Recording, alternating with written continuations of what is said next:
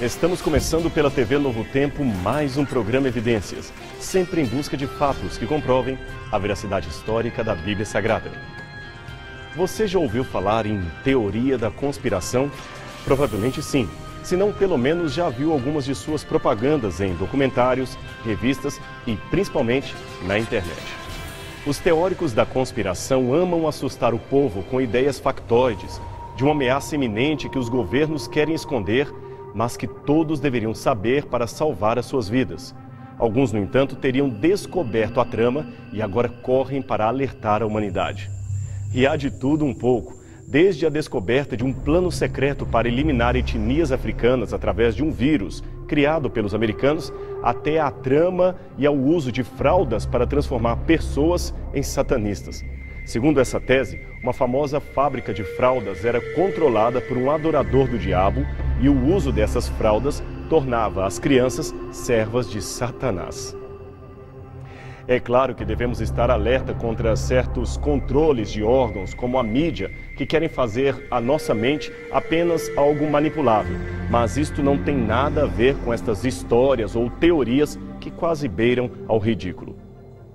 Aliás, o assunto gerou mesmo um filme de Mel Gibson intitulado Teoria da Conspiração. Lançado em 1997, o filme conta o drama fictício de Jerry Fletcher, um motorista de táxi que afirma existir uma conspiração nos altos escalões do governo americano e, para piorar, ele se apaixona por uma mulher que trabalha para o governo e faz um alvoroço em torno de suas ideias que envolviam alienígenas e assassinos. Finalmente, alguém acredita em suas ideias e, no fim, decide matá-lo. Existe algo de semelhante entre esta ficção e a realidade. Não se tratam, é claro, de assassinos alienígenas ou coisa parecida, mas é que as pessoas, elas amam, de certa forma, o sensacionalismo e verdades reveladoras. Daí a existência dessa certa boataria internética, fazendo tanto a cabeça de muita gente. E como não poderia deixar de ser, os nomes mais famosos da história sempre são alvos de teorias da conspiração. Logo, não nos surpreende que alguém também resolva criar teorias da conspiração envolvendo o nome de Jesus Cristo. Algumas dessas famosas teorias da conspiração de Jesus foram o Código da Vinci, de Dan Brown, a tumba perdida de Jesus, de James Cameron e Simcha Jacobowitz, a conspiração de Jesus, de Kersten Gruber e, finalmente, Zeitgeist, o filme.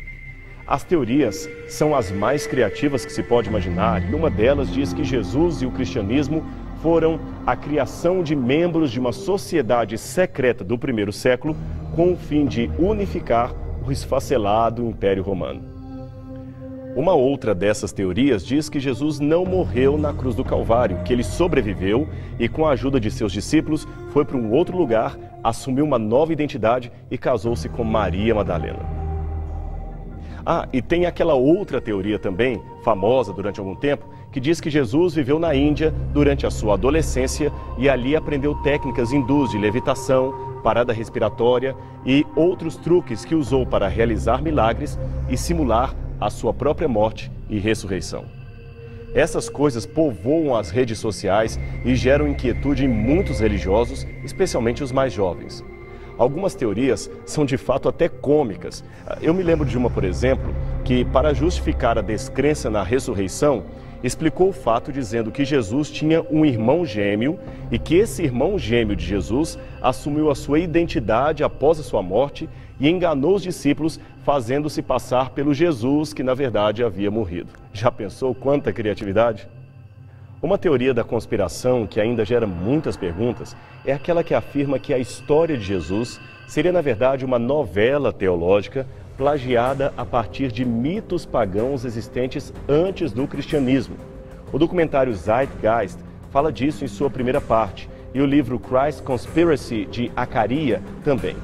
A tese defendida é a de que os autores do Novo Testamento, ao escreverem os evangelhos, plagiaram mitos pagãos para compor a história de Jesus de Nazaré. Existe até mesmo uma suposição de que toda a Bíblia se basearia em princípios astrológicos pertencentes às civilizações mais antigas, como os egípcios e babilônios.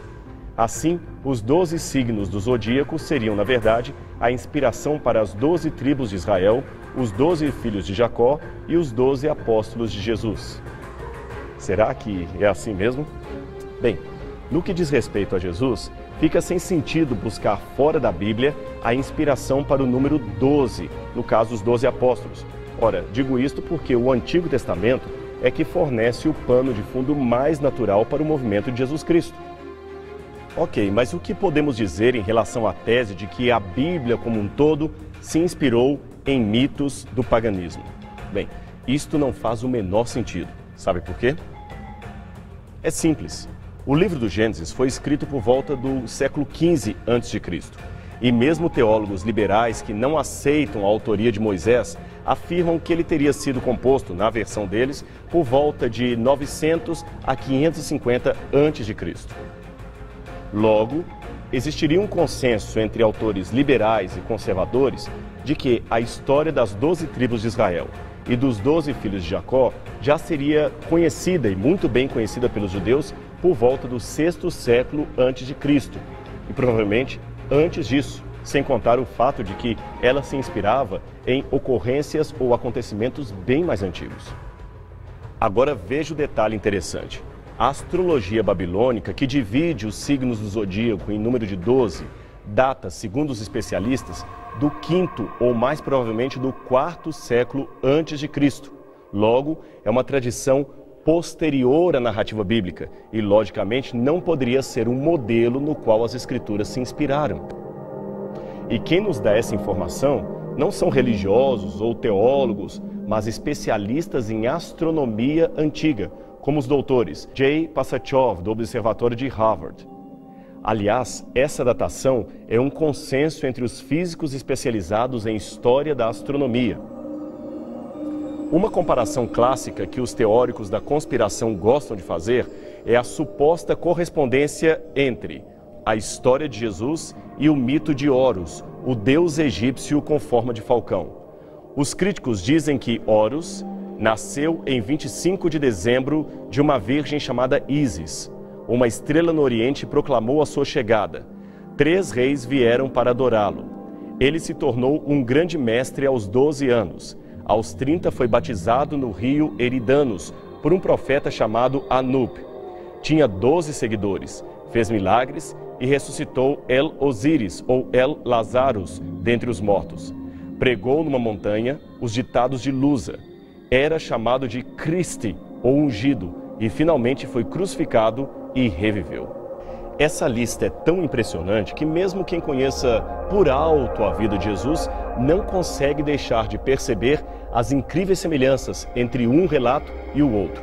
E o mais instigante, o mito de Horus dataria de 3.000 anos antes de Cristo. Logo, Cristo teria plagiado Horus. Muito interessante, não é mesmo? Interessante se não fosse uma mentira. Apenas para constar, não temos nada, absolutamente nada na história egípcia que apresente esta versão do mito de Horus. Horus jamais nasceu em 25 de dezembro, e nem Jesus.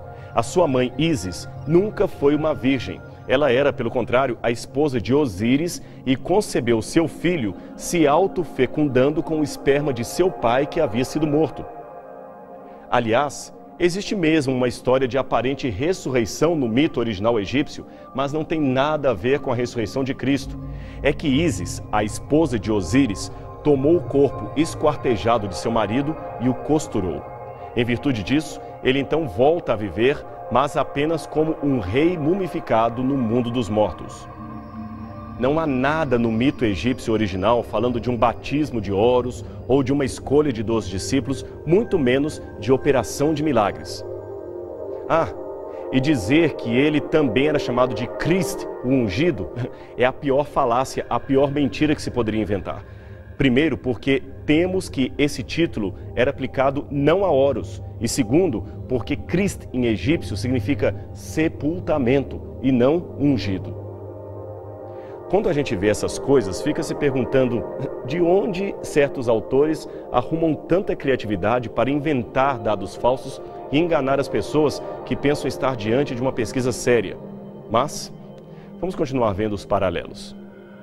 Os editores ainda do documentário afirmam que a história da ressurreição de Jesus era uma adaptação do mito romano de Átis, uma divindade muito popular no Império. Eles afirmam que Átis, tal como Jesus de Nazaré, foi crucificado, morto e ressuscitou no terceiro dia. Isso não faz sentido algum. O mito romano de Átis nunca afirmou tal coisa. A lenda original fala de um jovem infeliz no amor que, depois de castrar-se a si mesmo, ficou louco e fugiu para viver nas florestas. Átis era o filho da grande deusa mãe Cibele, e alguns supõem que, mais tarde, o mito evoluiu falando algo sobre uma possível ressurreição do filho de Cibele, que era celebrada no Festival das Hilárias, comemorado todo dia 25 de março.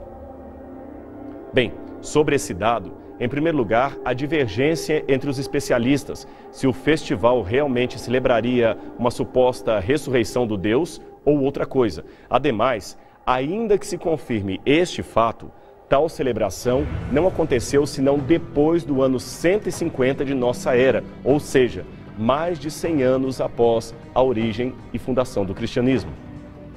Sendo assim, se houve mesmo tal celebração e uma conseguinte influência de um relato sobre o outro, certamente o relato cristão, que é mais antigo, é que serviria de inspiração para o segundo, e não o contrário, como diz o documentário.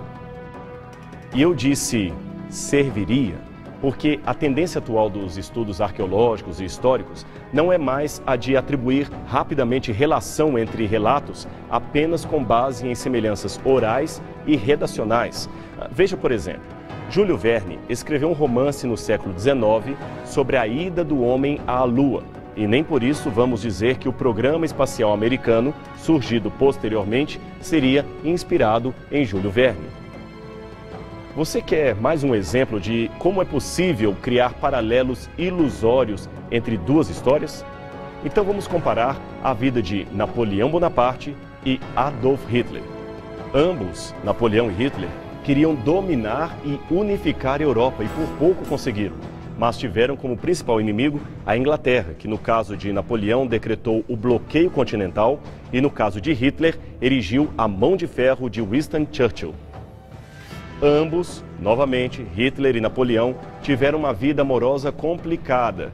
Napoleão com Josephine, mais velha que ele, que o desprezava muito, e Hitler com uma quase adolescente chamada Eva Braun, 23 anos mais nova e com quem se casou apenas alguns minutos antes de ambos se suicidarem.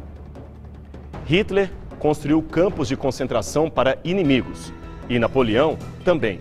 Ambos tiveram o assunto dos judeus em sua agenda política. Napoleão queria libertá-los do gueto e Hitler mantê-los lá. E, finalmente, ambos são derrotados pelo frio da Sibéria.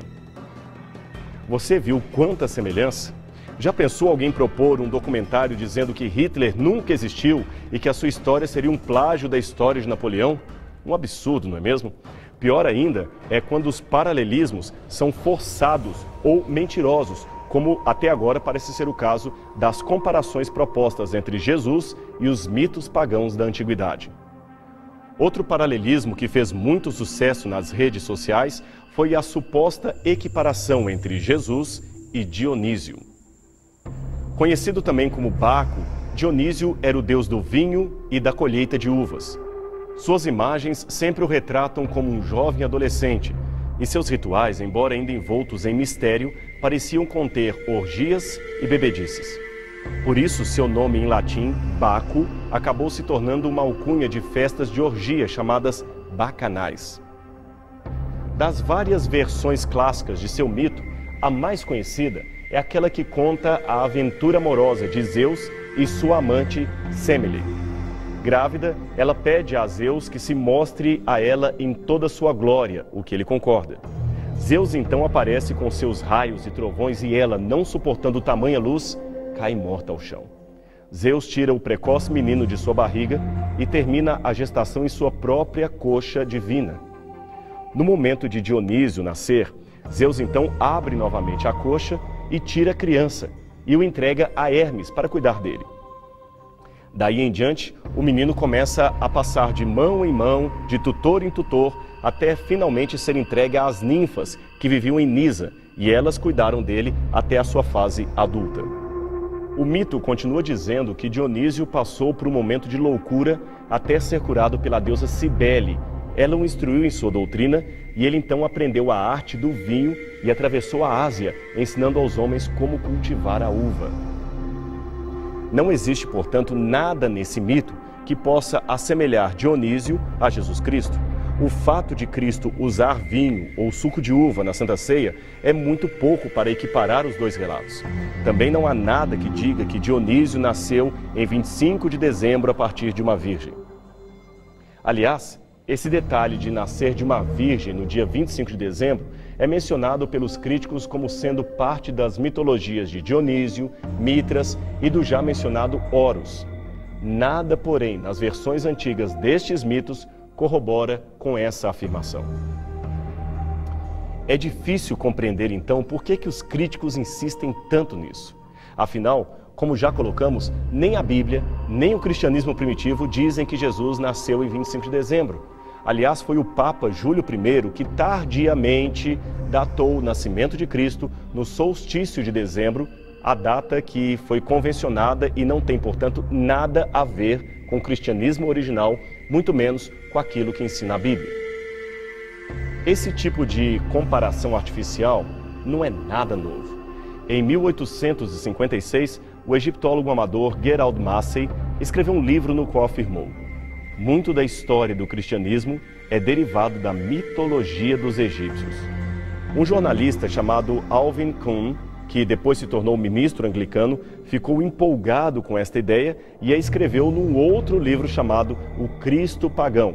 Neste livro, ele afirmou que a religião cristã se originava, na verdade, da religião egípcia.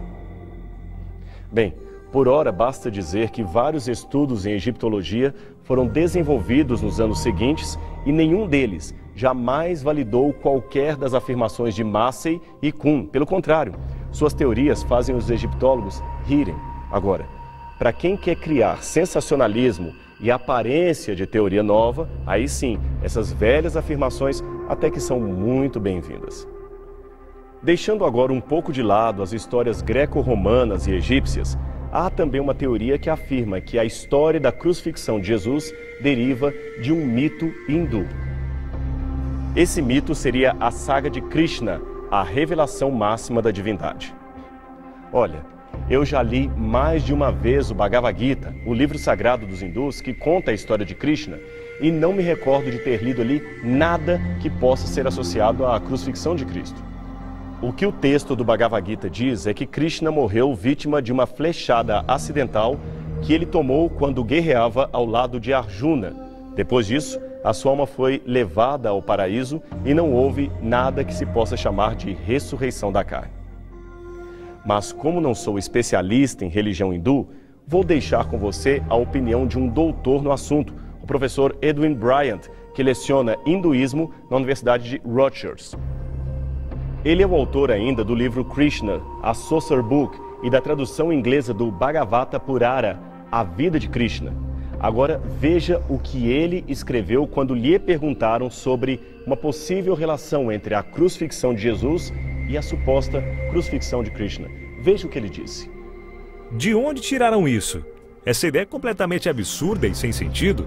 Não há absolutamente nenhuma menção em lugar algum que afirme que Krishna ou qualquer outra divindade hindu tenha sido crucificada. Observe, diferente desses relatos, a história de Jesus não é uma representação simbólica da morte e renascimento, muito menos uma paráfrase dos cultos da fertilidade. Jesus viveu entre pessoas cuja historicidade já foi estabelecida por fontes extra-bíblicas. Aliás, a própria existência de Jesus também foi estabelecida. Outra coisa importante de dizer é que nenhum dos personagens propostos pelos críticos para comparar a Jesus tiveram a intenção de morrer para salvar a humanidade. Apenas o carpinteiro de Nazaré detém esse feito. Apenas ele se diz preparado para a morte. Apenas ele se diz o nosso Salvador. Novamente eu insisto em perguntar: por que tanta mentira? Por que tanto boato infundado sobre Jesus? Bem, Hitler certa vez afirmou que se você quiser enganar o povo, não conte uma mentira pequena. Pelo contrário, conte uma mentira grande e muitas pessoas seguirão a sua teoria. Talvez seja isto. De qualquer modo, nada desses depoimentos e afirmações com aparência de erudição e pesquisa podem ofuscar o brilho do Salvador Jesus Cristo. Mitos não podem salvar pessoas, mas o sangue de Jesus salvou a milhares, a milhões. Krishna, Horus, Mitras, Dionísio podem até ser lendas interessantes para o conhecimento geral da humanidade, mas Jesus não se iguala a nenhum destes. Sabe por quê? Simplesmente porque Jesus é incomparável. Ele é o único que pode salvar totalmente os que por ele se chegam a Deus. Pena que o nosso programa está chegando ao fim, mas nessa semana, pense em Jesus. Saiba que ele pode salvar a sua vida. E a gente se encontra novamente aqui no próximo programa Evidências. Até lá!